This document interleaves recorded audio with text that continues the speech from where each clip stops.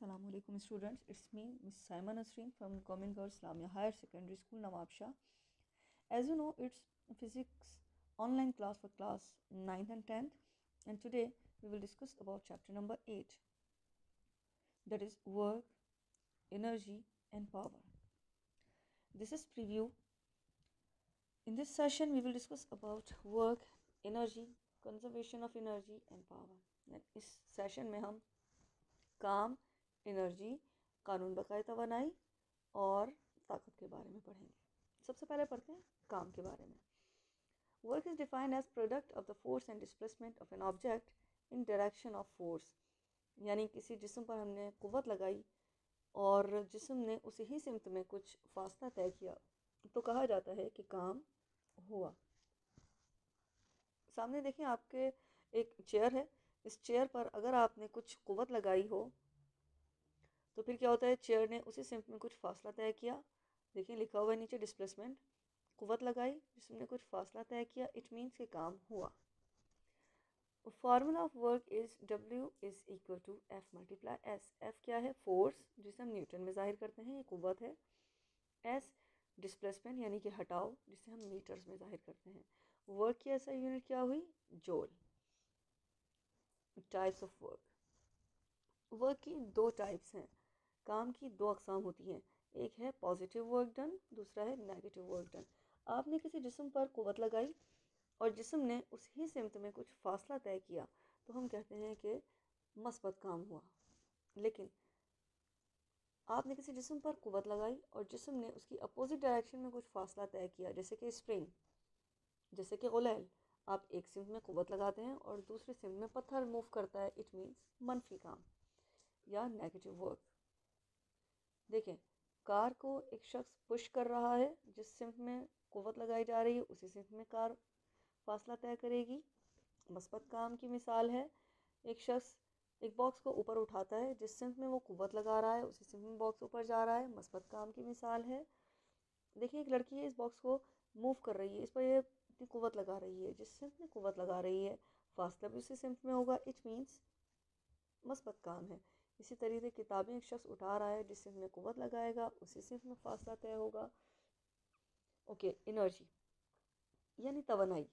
Energy is defined as capacity to do work, यानी काम करने की सलाहियत को तवानाई कहा जाता है। काम करने की सलाहियत को एनर्जी कहा जाता है, इसे तवानाई कहा जाता है। बहुत सारी अकसाम है एनर्जी की, जैसे कि काइनेटिक एनर्जी है, पोटेंशियल एनर्जी है, इलेक्ट्रिकल एनर्जी होती है, chemical energy, solar energy, nuclear energy होती है, साउंड एनर्जी होती है, लाइट एनर्जी होती है। बहुत सारी अकसाम है एनर्जी की, लेकिन इस चैप्टर में हम लोग सिर्फ दो एनर्जीज़ के बारे में पढ़ेंगे, दो काइंड्स के बारे में। एक काइनेटिक एनर्जी पढ़ेंगे और दूसरी पोटेंशियल एनर्जी पढ़ेंगे। एनर्जी की ऐसा यूनिट जूल होती है। Kinetic and potential energy, kinetic energy का मतलब है हर की तवानाई और पोटेंशियल एनर्जी का मतलब होता है मख्फी तवानाई यानी छुपी हुई तवानाई। देखें क्या होता है kinetic energy. Kinetic energy is energy due to the motion, यानी हरकत की वजह से जिसमें जो तवानाई पाई जाए उसे हम हर की तवानाई कहते हैं, काइनेटिक एनर्जी कहते हैं। काइनेटिक एनर्जी का फॉर्मूला होता है kinetic energy is equal to half mv square. m यहाँ पर क्या है? मास, जो किलोग्राम्स में होता है। v क्या है? वेलोसिटी, इसकी एसआई यूनिट मीटर पर सेकेंड होती है और इसका एसआई यूनिट एनर्जी का हमने भी पहले पढ़ा था, एसआई यूनिट जूल होता है। देखिए एक कार है, मिसाल एक कार है, इसकी कुछ ना कुछ कमियत भी होगी और किसी वेलोसिटी से भी मूव कर रहा है। अगर हम इसकी काइनेटिक एनर्जी मालूम करना चाहें तो हम बहुत आसानी से करेंगे। जो भी कार का मास है वो लिखेंगे 1/2, हाफ जिसे 0.5 भी कहते हैं, उससे मल्टीप्लाई करेंगे और फिर जो भी कोई वेलोसिटी दी जाए उसका स्क्वायर करके उससे हम प्रोडक्ट करेंगे। इन सब का जो प्रोडक्ट है वो काइनेटिक एनर्जी बताएगा। पोटेंशियल एनर्जी यानी मख्फी तवानाई, ये पोशीदा तवानाई होती है जो किसी को दिखाई नहीं देती, ये मकाम में तब्दीली की वजह से होती है। देखिए लिखा है potential energy is energy possessed by an object due to its position और स्टेट, यानी किसी मकाम में तब्दीली या किसी हालत में तब्दीली की वजह से किसी बॉडी में जो एनर्जी आती है उसे हम पोटेंशियल या मख्फी तवानाई कहते हैं। पोटेंशियल एनर्जी का फॉर्मूला है potential energy is equal to mgh। m क्या है? मास यानी कमियत। g क्या है? ग्रेविटेशनल एक्सेलरेशन यानी कि शकली इसरा। और h है हाइट यानी बुलंदी। यहाँ पर देखें जो शकली इसरा है, ग्रेविटेशनल एक्सेलरेशन है, ये हमने पहले भी पढ़ा हुआ है और इसकी एक कांस्टेंट वैल्यू होती है और इसकी कांस्टेंट वैल्यू होती है 9.8 मीटर पर सेकेंड स्क्वायर। पोटेंशियल एनर्जी का भी एसआई यूनिट जूल ही है। जो एसआई यूनिट काइनेटिक एनर्जी का है वही पोटेंशियल एनर्जी का है।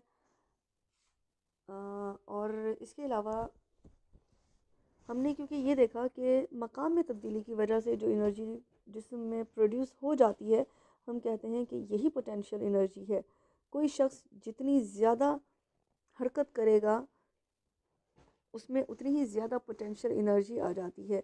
कोई शख्स जितनी ज़्यादा हाइट पर जाएगा वो शख्स उतनी ही ज़्यादा पोटेंशियल एनर्जी पोजेस करता होगा। देखिए मिसाल, दरख्त बना हुआ है, यहाँ पर सीढ़ी है और एक शख्स इस पर चढ़ रहा है। अब ये देखें कि कितनी हाइट पर आया बनिस्बत इसके कि इसी दरख्त की दूसरी टहनी पर एक बिल्ली है, उसने कितनी हाइट वो कितनी हाइट पर है। जो जिस्म जितनी ज़्यादा बुलंदी पर होगा उस जिस्म में उतनी ही ज़्यादा पोटेंशियल एनर्जी होगी। क्योंकि अभी अभी हमने पढ़ा है कि पोजीशन में तब्दीली, मकाम में तब्दीली की वजह से जिस्म में जो एनर्जी प्रोड्यूस होती है उसे हम पोटेंशियल एनर्जी कहते हैं, यानी मख्फी तवानाई। काइनेटिक एनर्जी यानी हरकी तवानाई, जिस्म हरकत कर रहा हो तो कहा जाता है कि जिस्म में हरकी तवानाई पैदा हुई।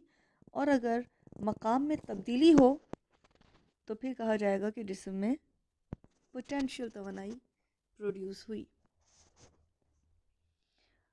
देखिए एनर्जी जो है वो अपनी फॉर्म्स बदलती रहती है। कभी एनर्जी साउंड एनर्जी में होती है, कभी एनर्जी लाइट एनर्जी में होती है, कभी केमिकल एनर्जी, कभी मैकेनिकल एनर्जी, कभी हीट एनर्जी, कभी काइनेटिक, कभी पोटेंशियल एनर्जी। एनर्जी अपनी फॉर्म्स तो चेंज कर लेती है लेकिन कभी भी ना तो ये डिस्ट्रॉय हो सकती है और ना ही कभी हम एनर्जी को क्रिएट कर सकते हैं, ना इसे हम पैदा कर सकते हैं ना इसे हम फना कर सकते हैं।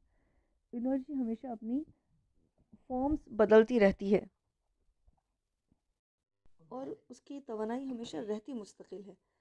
यानी एक ऐसा निज़ाम होता है जिसमें जो सराउंडिंग्स होती हैं वो कोई इन्फेक्ट नहीं करता।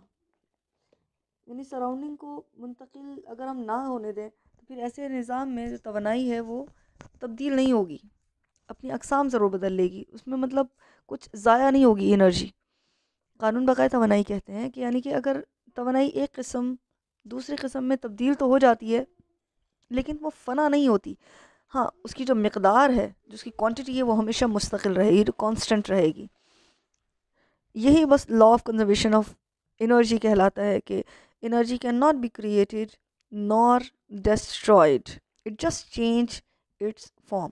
ना तो पैदा की जा सकती है ना फना की जा सकती है, ये सिर्फ़ और सिर्फ अपनी शक्ल बदल लेती है। देखें यहाँ पर आपके सामने एग्जांपल्स हैं, पोटेंशियल एनर्जी की भी एग्जांपल हैं, काइनेटिक एनर्जी की भी एग्जांपल हैं। फिर जो पोटेंशियल एनर्जी की मज़ीद जो सब इसकी काइंड्स होती हैं वो भी लिखी हुई हैं। पोटेंशियल एनर्जी की दो सब काइंड्स हैं, एक होती है इलास्टिक पोटेंशियल एनर्जी, दूसरी होती है ग्रेविटेशनल पोटेंशियल एनर्जी। यानी शकली पोटेंशियल तवानाई और लचक की पोटेंशियल तवानाई, इसमें आपको वो दोनों नज़र आ रही हों। लचक की पोटेंशियल तवानाई का मतलब है जिसमें लचक नज़र आए, स्प्रिंग है उसमें लचक होती है। अगर आपने इसको काइनेटिक एनर्जी यानी अगर उसको आपने हरकत दे लिया तो एक पॉइंट पर आकर क्या होगा, जब आपने हरकत देना रोक दिया अब उसके अंदर पोटेंशियल एनर्जी स्टोर हो जाएगी। पोटेंशियल एनर्जी कहते हैं स्टोर शुदा तवानाई को है। तो फिर क्या होगा, जब आप उसे छोड़ेंगे तो वो इलास्टिक पोटेंशियल एनर्जी बन जाएगी अब, क्योंकि उसमें लचक आई है। इसी तरीके से ये जो देखिए इसमें गुलैल है, गुलैल को भी जब उसमें इलास्टिक जो बना हुआ है उसको जब आप खींचेंगे अपनी तरफ तो फिर आप क्या कर रहे हैं, आपने उसको हरकत दिया, हरकत की वजह से उस इलास्टिक में पोटेंशियल तवानाई स्टोर हो गई और ये तवानाई इलास्टिक पोटेंशियल तवानाई कहलाती है। इसके अलावा होती है शकली पोटेंशियल एनर्जी। ये वो एनर्जी होती है जिसमें शकल यानी कि ज़मीन असरअंदाज होती है, वो अपनी एनर्जी, वो अपनी अट्रैक्शन, अपनी फोर्स उस पर लगा रही होती है, वो अपनी तरफ जिस्म को खींच रही होती है। जब आप सीढ़ियों से ऊपर चढ़कर जा रहे हैं या सीढ़ियों से नीचे उतर कर आ रहे हैं, बुलंदी पर जाना सकली पोटेंशियल एनर्जी की मिसाल है, और ये जो इलास्टिक या स्प्रिंग है वो इलास्टिक पोटेंशियल एनर्जी की एग्जांपल है। सीढ़ियों से चढ़ के आप ऊपर जाते हैं, आप ज़मीन से दूर होते जाते हैं, ये सकलियत पोटेंशियल तवानाई आपकी जिस्म में स्टोर हो जाती है। इलास्टिक के अंदर या स्प्रिंग के अंदर इलास्टिसिटी आती है, इसलिए वो इलास्टिक पोटेंशियल तवानाई होती है। इसमें एग्जांपल्स हैं, आप सारी देख लीजिएगा। देखें ज़रा, बलून भी है, इसके अंदर हमने जब गुब्बारे को फुलाया होता है, जब इसमें हम हवा भरते हैं, तो फिर क्या होता है, हमारी इस गुब्बारे के अंदर पोटेंशियल तवानाई भर गई है, और फिर जैसे इसको हम छोड़ते हैं तो फिर ये जो पोटेंशियल तवानाई थी, वो पोटेंशियल तवानाई किस में तब्दील हो जाती है, काइनेटिक एनर्जी में तब्दील हो जाती है, हर की तवानाई में तब्दील हो जाती है, और ये गुब्बारा जो है वो मूव करता है। इसी तरीके से देखें, इसमें एक डेटा भी लिखा हुआ है, मास दिया है, वेलोसिटी दी है।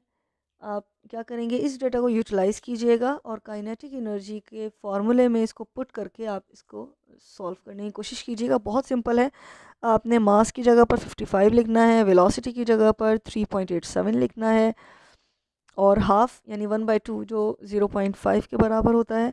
आप ये डेटा यूज़ करेंगे और प्रॉब्लम को सॉल्व करने की कोशिश करेंगे।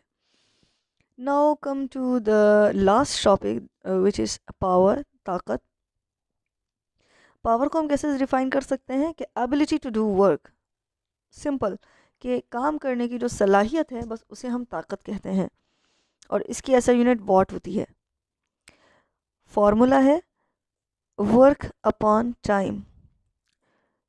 देखें, किसी शख्स में अगर ये मालूम करना हो कि उसमें कितनी पावर है, तो हम क्या करते हैं, एक ही काम को दो मुख्तलिफ लोगों को सौंप कर देखते हैं। जिसमें ताकत ज़्यादा होगी वो उसी काम को कम टाइम में करेगा, जिसमें ताकत कम होगी वो उसी काम को थोड़ा ज़्यादा टाइम में करेगा। मिसाल के तौर पर, क्लास की डेस्क,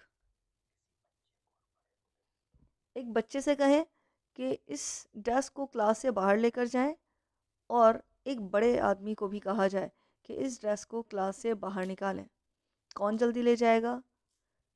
अल्टीमेटली जो बड़ा आदमी है वो जल्दी लेकर जाएगा, यानी उसमें ताकत ज़्यादा थी। एक ही काम को दो लोगों ने किया, जिसमें कम ताकत थी उसने टाइम ज़्यादा लिया, जिसमें ताकत ज़्यादा थी उसने काम जल्दी कर लिया, उसने टाइम कम लिया। It means work upon time is equal to power. Work को हम W से ज़ाहिर करते हैं, टाइम को हम T से ज़ाहिर करते हैं, तो इसलिए पावर का फॉर्मूला हो जाता है P is equal to W upon time. लेकिन हमने अभी पहले पढ़ा था कि W is equal to force into displacement, पढ़ा था हमने ये वर्क में। फॉर्मूला देखें ज़रा, W is equal to force multiply displacement यानी कि S। तो क्या हम W की जगह पर F मल्टीप्लाई S यूज़ कर सकते हैं? यहाँ देखें लिखा हुआ है W is equal to F multiply S। इसका मतलब है कि F मल्टीप्लाई S लिखें या W लिखें, कोई फ़र्क नहीं है दोनों में, दोनों बराबर हैं, ठीक है ना। अब हम क्या करेंगे, इस W की जगह पर फोर्स मल्टीप्लाई डिस्प्लेसमेंट लिख देते हैं। ये देखें, जैसे यहाँ नज़र आ रहा है अब आपको।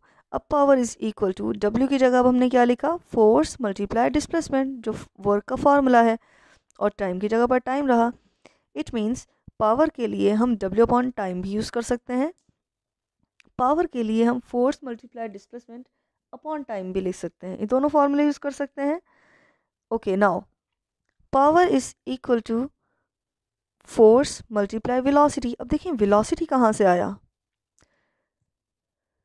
वेलोसिटी हमने चैप्टर नंबर 2 में जब पढ़ा था, velocity is equal to displacement upon time, याद है किसी को? Velocity is equal to displacement upon time, यानी डिस्प्लेसमेंट अपॉन टाइम लिखें या वेलोसिटी v लिखें, कोई फ़र्क नहीं दोनों में। जैसे w is equal to f multiply s लिखें या w लिखें, दोनों में कोई फ़र्क नहीं। तो अब हम क्या करेंगे, f तो लिखा हमने, s अपॉन t की जगह अब हम क्या लिखेंगे, v यानी वेलोसिटी। इट मीन्स अब हम पावर के लिए तीन तीन फार्मूलाज यूज़ कर सकते हैं। अगर हमें न्यूमेरिकल करना हो सॉल्व, और डेटा कुछ ऐसा हो कि W अपॉन टाइम, W भी हो, टाइम भी हो और पावर मालूम करना हो तो हम ये फार्मूला यूज़ कर सकते हैं, P is equal to W upon time. लेकिन हम ये देख रहे हैं कि प्रॉब्लम में W तो कहीं दिया हुआ ही नहीं है, तो अब हम क्या करेंगे, power is equal to F multiply displacement, यानी S या D जो भी आप यूज़ करें, और टाइम। इसका देखें ज़रा, डेटा इसमें दिया हुआ अगर हो तो हम क्या करेंगे, हम ये वाला फार्मूला यूज़ कर सकते हैं। लेकिन अगर ऐसा हो कि डेटा में ना तो वर्क दिया हुआ है, ना डिस्प्लेसमेंट और टाइम दिया हुआ है, बल्कि फोर्स और सिर्फ वेलोसिटी ही बता दी है, तो अब हम कैसे पावर मालूम करेंगे। जैसे फार्मूला लिखा हुआ है, power is equal to force multiply velocity, यानी पावर मालूम करने के लिए हम तीनों में से कोई सा भी फार्मूला यूज़ कर सकते हैं। अब आते हैं एसआई यूनिट की तरफ। पावर की एसआई यूनिट क्या है, वॉट। लेकिन अगर मैं ये कहूँ कि वर्क की एसआई यूनिट जूल है और टाइम की एसआई यूनिट सेकंड है, जैसे आपको नज़र आ रहा है स्लाइड पर, तो क्या हम ये कह सकते हैं कि पावर की यूनिट जूल पर सेकंड हो सकती है? बिल्कुल हो सकती है। Power is equal two joule पर सेकंड। लेकिन इसका जो स्टैंडर्ड यूनिट है, जो सिस्टम, इंटरनेशनल सिस्टम में जो इसका यूनिट आता है वो वॉट आता है। ठीक है, तो जूल पर सेकंड भी कह सकते हैं, लेकिन इंटरनेशनल सिस्टम में इसकी यूनिट वॉट है। Clear? Okay, now come to home assignment.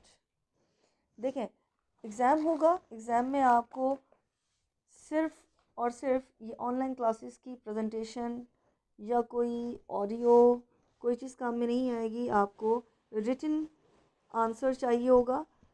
तो उस क्वेश्चन को पोस्ट करने के लिए असेसमेंट को मद्देनज़र रखते हुए हमें क्या करना है, घर में रहते हुए आप लोगों ने हमारी ऑनलाइन क्लासेस तो देखनी है, लेकिन साथ ही साथ आपने अपने नोट्स भी तैयार करने हैं for the purpose of annual exams. तो अब क्या करेंगे आप लोग, आपने हमारी पूरी क्लास देख ली, आपने पूरा सेशन अटेंड कर लिया, अब आपने इन सारे क्वेश्चंस को अपनी राइटिंग बुक पर नोट करना है, आपने नोट्स बनाने हैं। Question number 1, describe work in detail. आपने काम के बारे में तफसीलन लिखना है, काम की तारीफ़, उसका फार्मूला, उसकी अक़साम, सब चीज़ें लिखेंगे। फिर question number 2, define energy, explain it's kinds, also write down the formulas of kinetic and potential energy. आपने एनर्जी की तारीफ़ लिखनी है, उसकी अक़साम के बारे में तफसीलन बताना है। हमने सारी अक़साम नहीं पढ़ी, तवानाई की बहुत सारी अक़साम होती हैं, हमने सिर्फ 2 अक़साम पढ़ी हैं, काइनेटिक और पोटेंशियल एनर्जी। आपने इन दोनों के बारे में डिटेल से लिखना है। आपने उनकी रियल लाइफ एग्जांपल्स भी देनी है। कुछ एग्जांपल्स हमने यहाँ इस प्रेजेंटेशन में लिखी हैं, दिखाई हैं, बताई हैं आपको।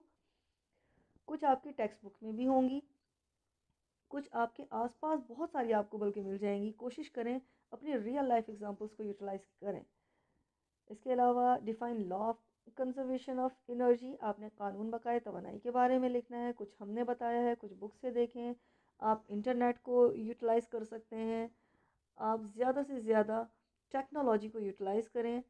घर बैठकर जितना पढ़ सकते हैं, जितना ज़्यादा एडवांटेज ले सकते हैं इस टेक्नोलॉजी से आप लें।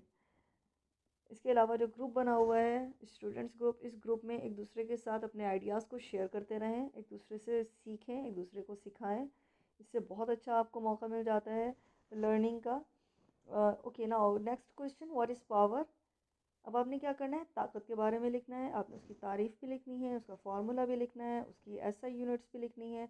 और साथ ही साथ अगर आपको कुछ इसके न्यूमेरिकल्स नज़र आ जाते हैं टेक्स्ट बुक में, उनको कोशिश करें सॉल्व करने की और अपने तौर पर हल करके देखें, उससे आपको बड़ा बेनिफिट मिलेगा। इसके अलावा नेक्स्ट टाइम इंशाल्लाह हम लोग जो क्लास लेंगे उसमें हम न्यूमेरिकल्स भी देखेंगे, सॉल्व करेंगे, पढ़ेंगे, समझेंगे। इसके अलावा अगर आपको कोई भी क्वेश्चन हो तो आप लोग स्कूल में भी आ सकते हैं, हम लोग वहाँ पर मौजूद होते हैं। और ऑनलाइन आप हमसे डिस्कस कर सकते हैं, आप अपने ग्रुप में क्वेश्चन पोस्ट कर सकते हैं। हम इंशाल्लाह आपको हर तरह से फैसिलिटेट करने की कोशिश करेंगे। Thank you so much.